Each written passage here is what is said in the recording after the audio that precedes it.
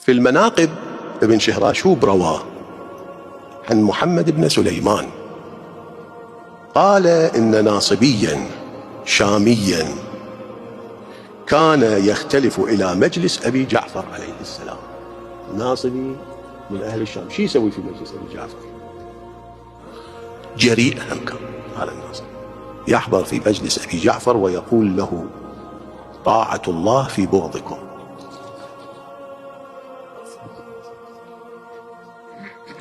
زين، أو بيسألوه يقولوا له إذا أنت هالشكل ليش تحضر في مجلس الإمام؟ يقول ولكني أراك رجلا فصيحا، يعني يحضر لفصاحته. زين، شنو جواب الإمام؟ شوفوا سعة الصدر، شوفوا القلب الإلهي ايش قد يكون واسع في الأمور. فكان أبو جعفر عليه السلام يقول لن تخفى على الله خافية. بس هذا الجواب واحد يتحير به، شنو علاقته بكلام هذا الناصبي؟ سيتضح. فمرض الشامي، لن تخفى على الله خافية، الشامي مرض، حكمة الله اقتضت هذا. فلما ثقل يعني دخل في حالة الاحتضار، ثقل، قال لوليه هذا اللي يخدمه ويكون وياه إذا أنت مددت علي الثوب، يعني إذا متت ومديت الثوب علي، فأتي محمد بن علي وسله أن يصلي علي. شلون تنجمع هذه؟ قال فلما أن كان في بعض الليل ظنوا أنه برد، يعني مات، وسجوه. فلما أن أصبح الناس خرج وليه إلى أبي جعفر عليه السلام، إجاه حتى يقول له هذا مات لازم تصلي عليه وصيته وكذا. يبدو هم هذه القضية في المدينة وقعت. فجاء إلى الإمام وحكى له ذلك، فقال له أبو جعفر كلا ما مات. ليش؟ شوفوا الفلسفة الطبية اللي يكشفها الإمام في هاي القضية. هذا الزمان قليل من الطب الكيميائي يعتقد بأن الأمزجة والأجواء مؤثرة في أبدان البشر.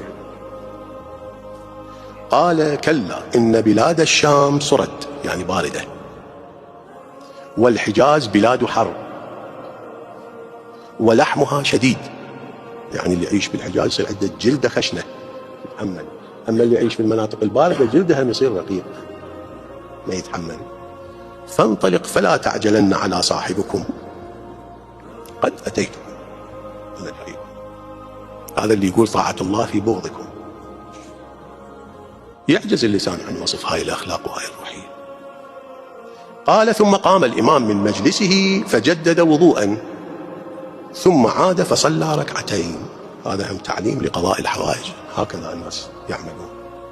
ثم مد يده تلقاء وجهه في الدعاء، ثم خر ساجدا حتى طلعت الشمس. ذاك بالليل صار به هذا القارئ وإجا إلى الإمام، ثم نهض فانتهى إلى مجلس الشامي، هذا المكان اللي الشامي كان به ومسجى وبارد.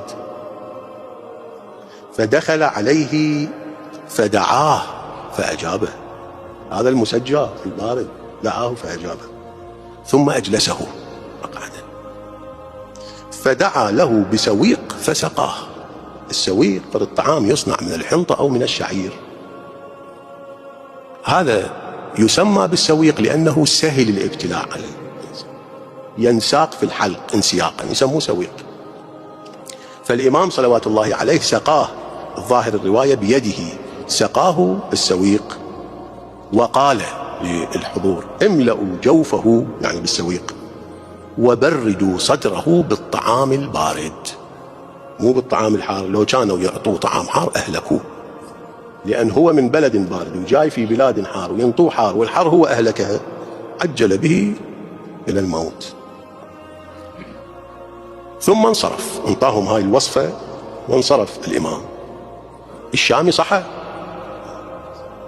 أجلسه الإمام وأعطاه السويق ووصف له الوصفة، صحى الشامي. فتبعه للإمام فقال أشهد أنك حجة الله على خلقه. زين، هذا الناصب اللي كان يقول طاعة الله في بغضكم، ايش معنى بهالسرعة تحول؟ يبدو أنه كان في حالة الدخول إلى عالم الموت، فرأى من البرزخ شيئا. شنو رأى؟ قال الإمام لما قال أشهد أنك حجة الله على خلقه، الإمام قال وما بدا لك؟ شنو اللي صار؟ غيرت أحوالك. قال أشهد أني عمدت بروحي وعاينت بعيني، شفت فبصرك اليوم عاينت بعيني، فلم يتفاجأني إلا ومناد ينادي ردوا إليه روحه.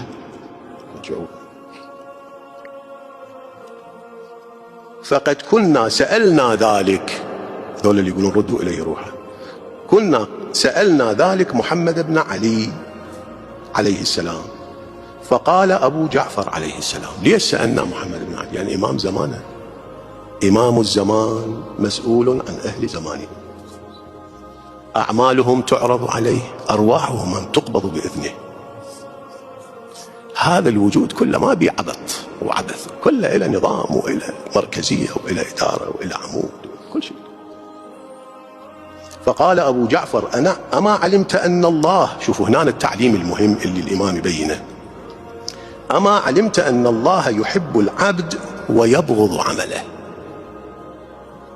لأن الله عز وجل هو الذي خلق الإنسان، يحب الإنسان، بس الإنسان بأعماله هو اللي يبعد نفسه. الله يحب العبد ويبغض عمله، ويبغض العبد ويحب عمله.